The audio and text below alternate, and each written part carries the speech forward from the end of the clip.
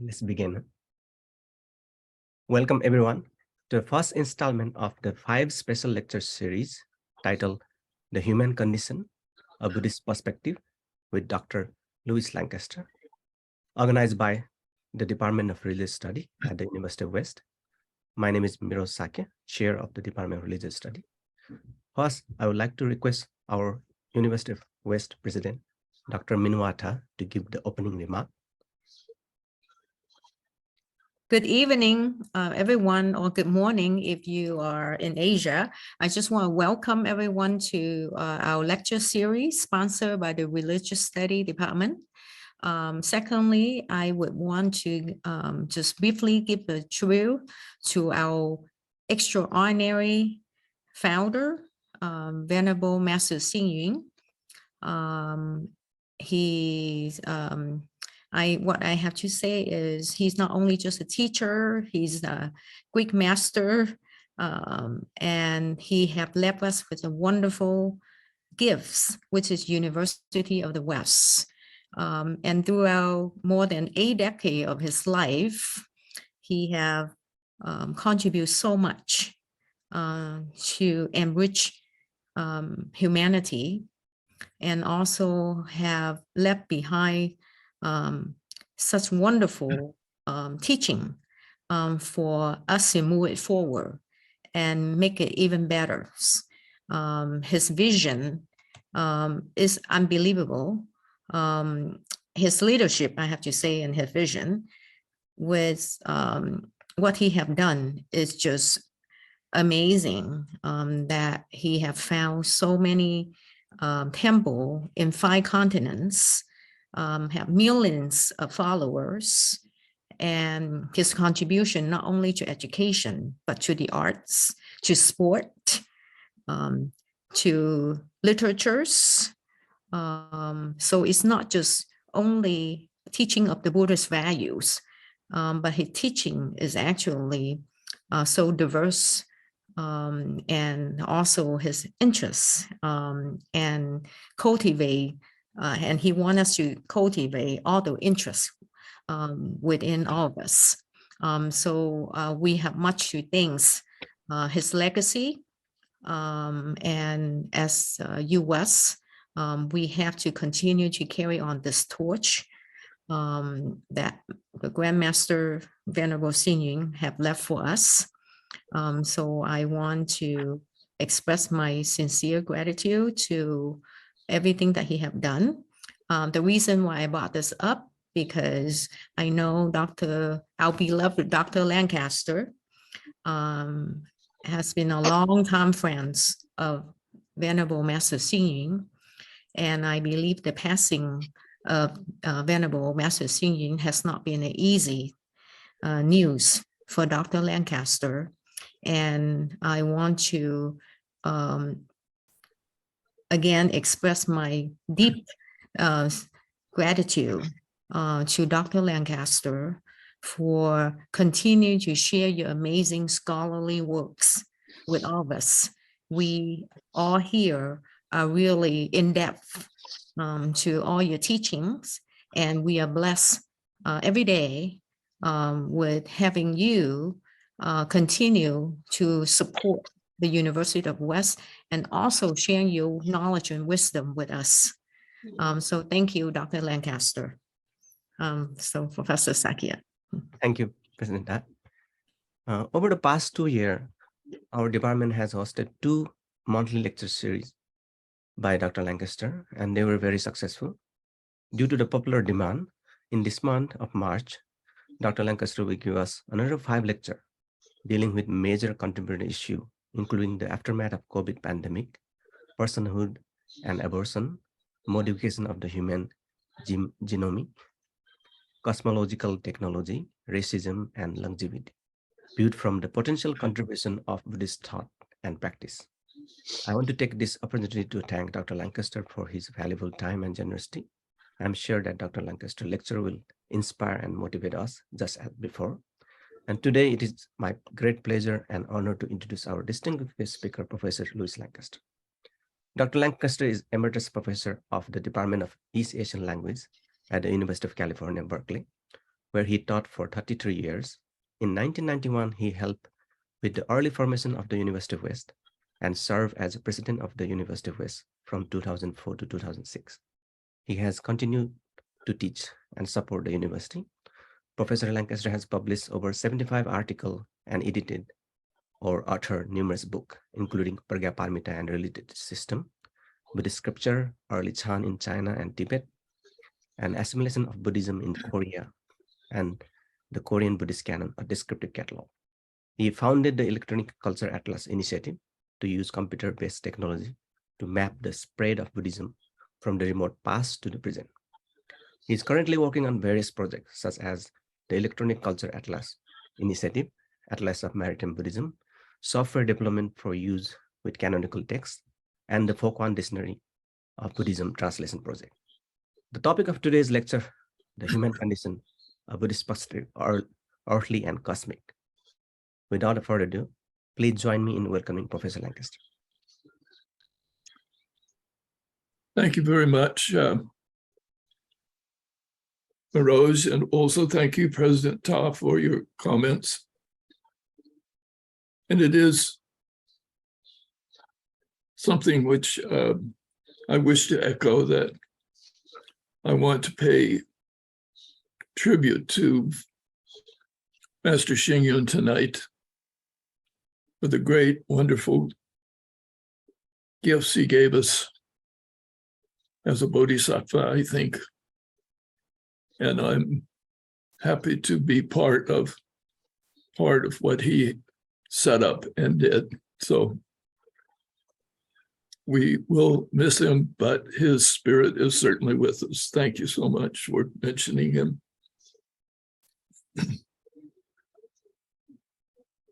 Well, this time is one in which the question about our human condition is expanding to new areas of concern.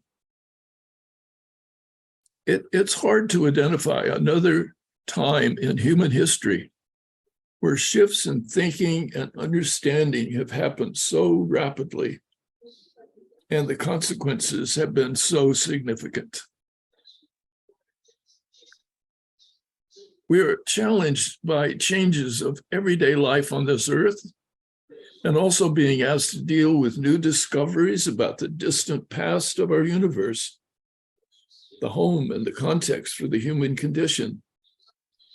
And that's why I've chosen to speak about both events taking place around us on Earth, as well as looking at the impact of revolutionary ideas about the universe.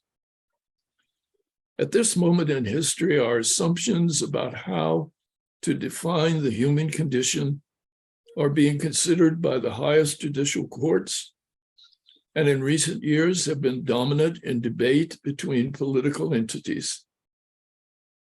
At the forefront of one of the major discourses is the question of when the cells in a woman's body become a person with full rights of protection. Our legal system is attempting to measure this process of generating a human body. And one way that they do this is trying to determine when human life can be said to start based on days and weeks from the time of the penetration of the egg by a sperm. So who is equipped to make such decisions? Is it a medical one, a legal one, a moral one, a matter of faith and belief? The woman whose body holds the cells? Well, the Buddhists have also struggled with this issue. And in the fullness of centuries of thought over a wide expanse of the Earth's surface, it's not surprising to find a multitude of opinions. Some Buddhists hold that the human existence starts at the very instant of conception. Some have said that it's when the fetus first takes a breath. And others have identified stages of consciousness as the markers to be used. For most of us, the interior of the human body is a black box. We have never seen the internal organs exposed to view. Doctors in medieval Europe had to break the law to use a corpse for the study of human life. But I suspect that in India, there was no such mystery, since bodies were taken to open fields and exposed to encourage birds and animals to eat the flesh. Anyone going to these charnel fields could view organs, even unborn fetuses, at various stages of development. Meditating monks would often go to the fields with the dead bodies and focus on them as a way of learning about the human condition. Buddhist scriptures contain, of all things, a listing of all the human organs as a way to discuss the body and how it functions. Thus, Buddhists were fully aware that the body is composed of many units that function together for life. However, rebirth for Buddhists was not just the development of the body with all its organs. As Buddhist texts over time and place attempted to describe birth and death and the process by which they occur, the most important element in a new life was the appearance of consciousness. From this perspective, they taught that conception is when consciousness enters a living body, and death is when consciousness separates from the body. Each conception is a new body, and the consciousness which animates it is ever renewed moment by moment. Now, a cardinal doctrine was the clear statement that nothing remains the same, and so it is with consciousness that continues to transit from one moment to the next until it takes on a body when the sperm enters the egg. If there is no consciousness, the conception is not complete and the tissue ceases to develop and is cast off. In rebirth or reincarnation, consciousness is the essential ingredient needed for birth.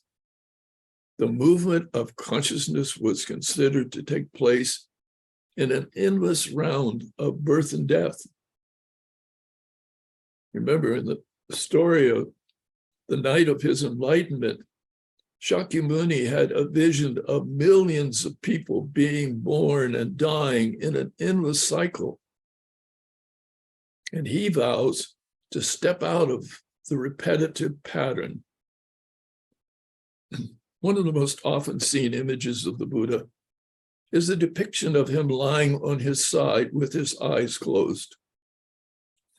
Many times, the image is wrongly identified as the sleeping Buddha. Well, it's something much more significant.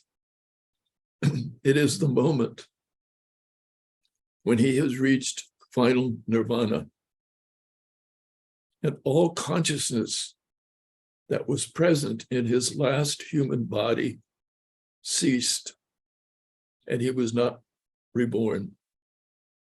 It is the highest development of the human condition. When at death, all functions of the body and mind are completely ended. It does not happen automatically. The Buddhist texts tell us that it requires the highest degree of spiritual development to bring the process of the human condition to an absolute end. So no wonder Buddhist artisans were commissioned time and again to make an image of this great moment which marked the end of birth and death, the end of suffering, the end of perception. Well, as so often the case, not all Buddhists held this opinion. Some maintain that even an enlightened one who had reached a point of development, when continued birth and death can be brought to an end, choose out of compassion to continue to be reborn in order to help sentient beings who are still mired in the circle of birth and death. For many, these bodhisattvas are considered to be amongst us. By the force of spiritual development, their consciousness stream continues and can take any form of birth that will provide a body for the bodhisattva to accomplish compassionate acts. Not just as humans, but even as animals or spirits, as well as gods in the heavens. The human condition is seen as an object of compassion. And so the bodhisattva uses the power of spiritual development to continue the rounds of rebirth. Now, I suspect that the most difficult Buddhist doctrine to understand and accept with regard to the human condition is the idea that there is no permanent self, no unchanging entity that can be called soul. But how can this be so? When I wake up in the morning, I look in the mirror and I see myself. How can it be that I can reach old age and still feel that I am the same person as I was in my youth? My body may give out, but my sense of self remains intact. Now, this idea that I'm still the same person as I was decades ago is an example of how we deny the Buddhist teaching about the self. Teachers over the centuries tried to find ways to impart this most important message to believers. In India, it was made difficult by the fact that the Brahmanic tradition taught that there is an Atman, a self, that has split from Brahma. For them, salvation is to find a way to reunite that self with Brahma, the cosmic wholeness. But the Buddhists took a different route. For example, we find numerous descriptions of a magician who can make a body appear and then disappear, can even cut off the head of this illusory image or saw it into pieces. The question is, when a magician cuts off the head, is it murder or not? Well, the answer is not. Just as we have depiction in a movie or a video game of murder and killing, it is understood that this is merely illusory and there is no death, no murders. So what is this illusory being in human experience that makes a story of such importance? Now, we can approach this through the famous verse of the Heart Sutra. Form is emptiness, and emptiness is form. The meaning of form is often taken to be the material world of objects. I believe it would be much more understandable if we say perceived form. Perceived form is emptiness. That is the mental state that we have when a perceived form is experienced. Now, I can perceive all of you on my screen. I see you, but it is only a moment of perception when my eye receives a reflection of light and transmits it down the optic nerve to my brain, which has a chemical and electrical event that I experience as I see you. The human condition is such that we can never have direct experience of anything. all experience comes to us indirectly. And while I'm convinced that I see you, my perception is not you, but an internal process in my brain. Therefore, I, like the magician, have conjured up a perception of you. When I turn off my computer tonight, will I have destroyed or killed you? We immediately shout, no. Our computer screens are similar to the mental process of perception. The pixels of color are arranged in such a way that they resemble all of us and our environment, and it appears very real. But the image is an illusion.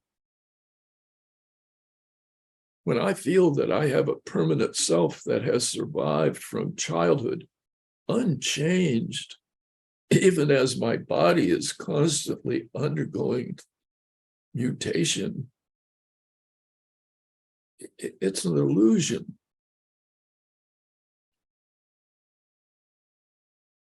We change during our lifetime. My 10-year-old or 20-year-old self would not recognize me at 90 or understand my experience, my thoughts as a 90-year-old man. That is why the story of the magician is of importance.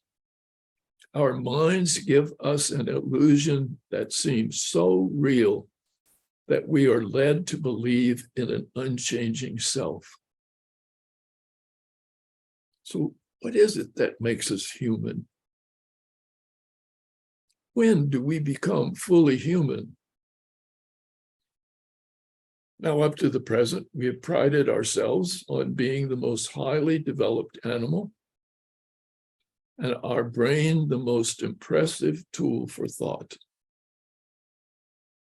One writer has measured the superiority of the human brain in terms of bits per second that are generated by it. For centuries, there was nothing comparable. In the 1920s, the brain outperformed all machines by trillions of bits.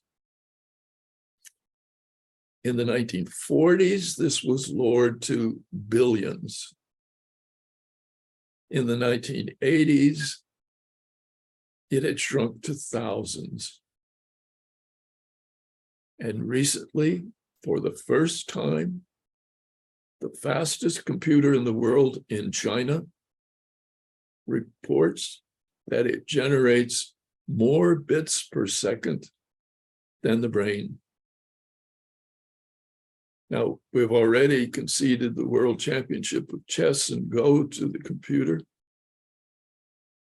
Computational speed and complexity is also dominated by the digital machines.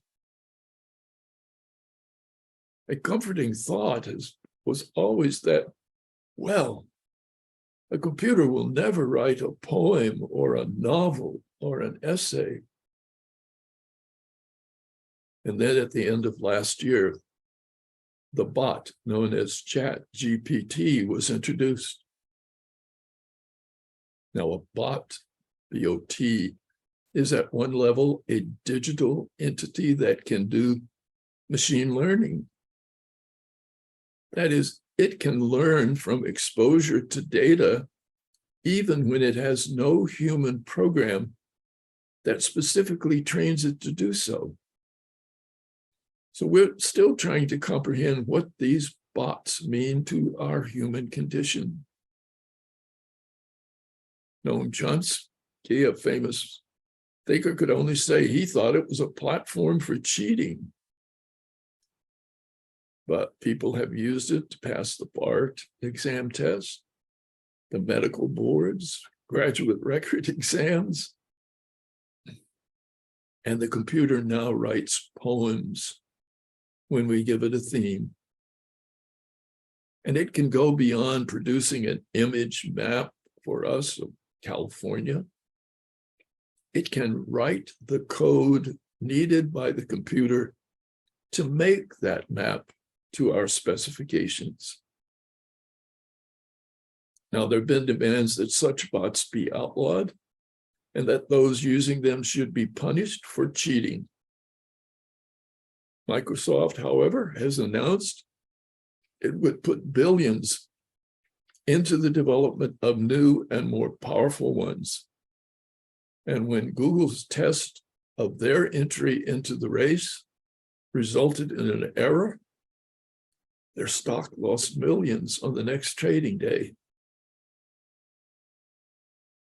There's no way possible to outlaw something that has gone viral to such a degree and possesses such promise. Our human condition has just shifted with rapidity that is unprecedented. The digital world is in ascendancy, and there are serious implications for us. Who will own and control such powerful tools? Will they be used to feed bias into our searches? And who will profit from the income? And will it accumulate wealth for a few? Well, for the purpose of this lecture, what can Buddhist teachings say about such a situation? In the past centuries, new technologies were brought into the Buddhist sphere. For example, writing was a very major change agent for the religion. The ancient use of oral recitation from memory had established the methods used by the monastics, which required that the content be maintained by having groups of chanters sitting together so that errors would be noticed and corrected. But when written text could be produced by anyone and distributed far and wide, the text became its own authority. It contained the information in images drawn, that is, written on the page. Well, printing was another technological jolt to the Buddhist system. Large monasteries were copy centers with trained scribes making duplicate texts manually. The scribes were put in a very different position when printing blocks could be used to make tens of thousands of multiple copies at a much faster rate than hand copying.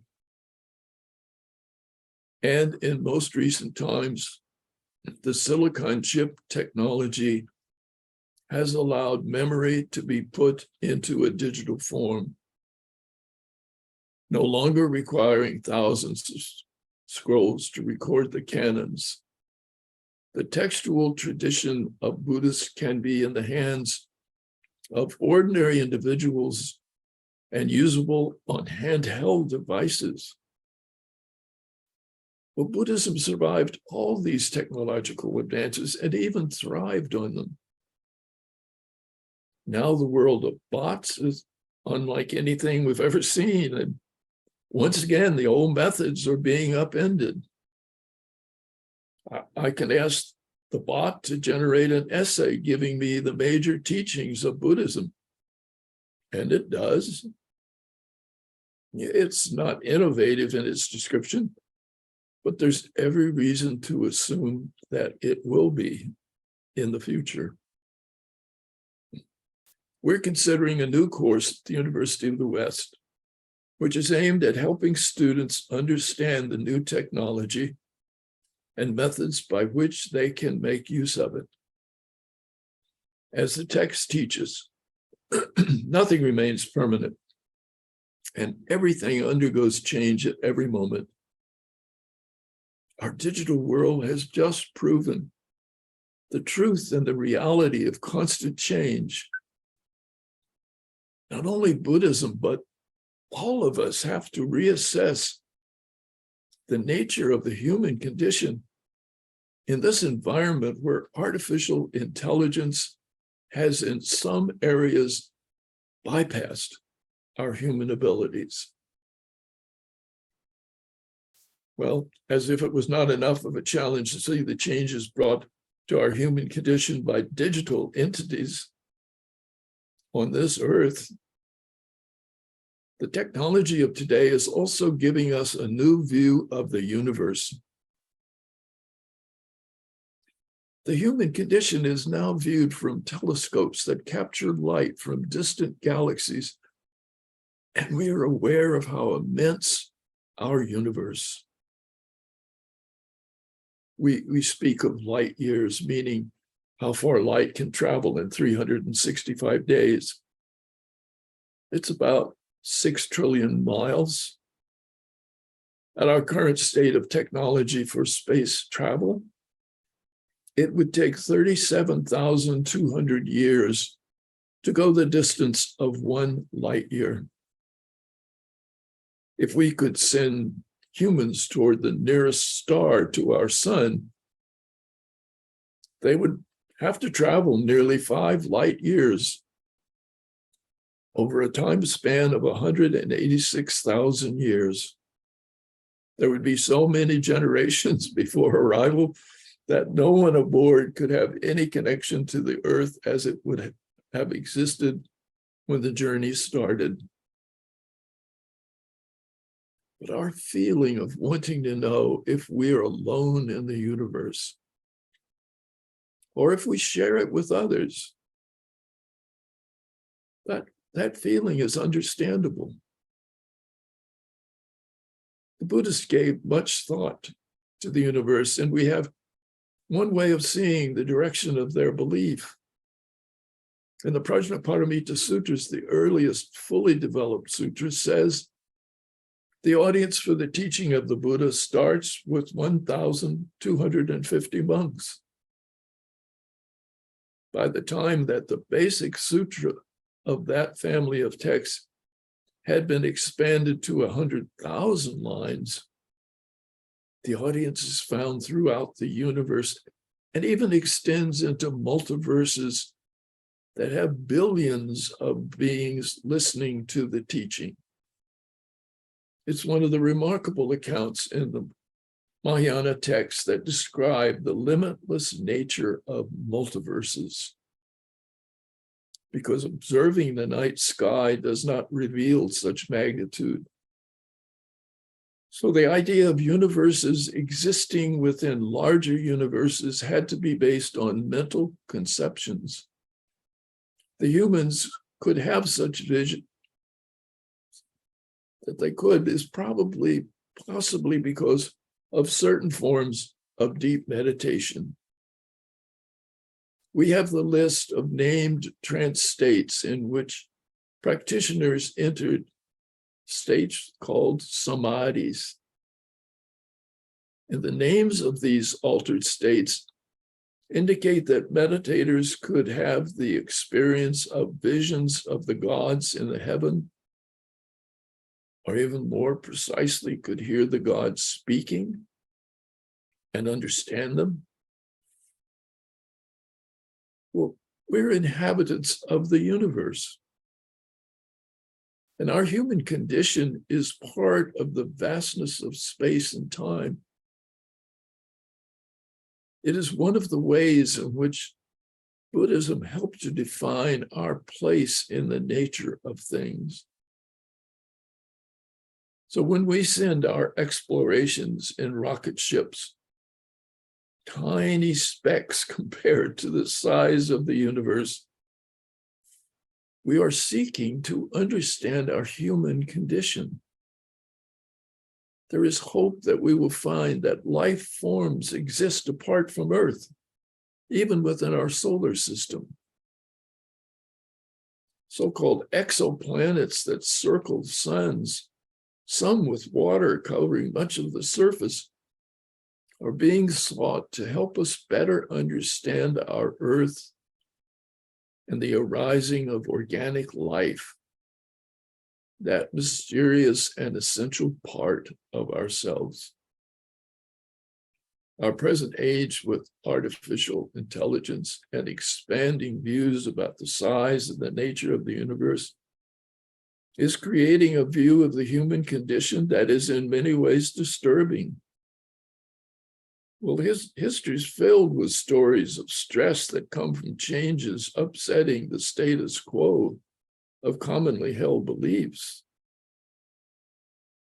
We're living in a time when the various forms of Buddhism may have an opportunity to help us accept the reality of changes and let go of attachment to the past. A past that is often viewed as a golden age and one which we always thought we should fight at all costs to maintain. We may wish right now to reestablish life as it was before COVID killed millions and proves how susceptible we are to microbes. We'd like to go back to a time before digital transformations of communication, when books and libraries were the major source of information, or a time when privacy of our personal, medical, and financial life was still intact, when only a human could write a poem, when there was apparent control of information. What Buddhists have to teach us is that change is constant, and no amount of effort will ever reestablish the exact same environment as in the past. When we see all around us rapid and never before experienced change, it is crucial to accept that reality and put all our efforts in responding to the new world. And we hope making it a more positive force in our human condition. Thank you very much.